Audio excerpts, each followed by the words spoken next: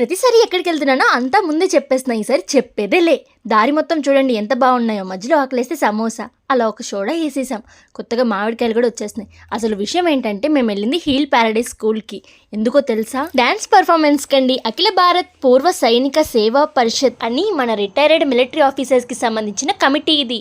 వీళ్ళు ఈసారి ఆంధ్రప్రదేశ్లో మన సంస్కృతి సాంప్రదాయాలు చూడడానికైతే ఇక్కడ మీటింగ్ పెట్టుకున్నారు. ఆర్మీ, ఎయిర్ ఫోర్స్, నేవీకి సంబంధించిన కల్నల్స్ వాళ్ళ ముందు నాకు పర్ఫార్మెన్స్ చేసే ఛాన్స్ వస్తే నా అదృష్టంగా భావిస్తున్నా. దాంతోపాటు నేను ఎన్సీసీ క్యాడెట్ అనే విషయం తెలిసాక వాళ్ళు చాలా అప్రిషియేట్ చేశారు. మాకు ఇచ్చిన రూమ్ అయితే 5 స్టార్ హోటల్ మాదిరి ఉంది తెలుసా, చాలా బాగుంది. బాల్కనీ వ్యూ అయితే అదిరిపోయింది. కొండలు, నదులు, మధ్యలోనేమో ఈ సన్ రైజ్ ఒకటి, చాలా అంటే చాలా బాగుంది.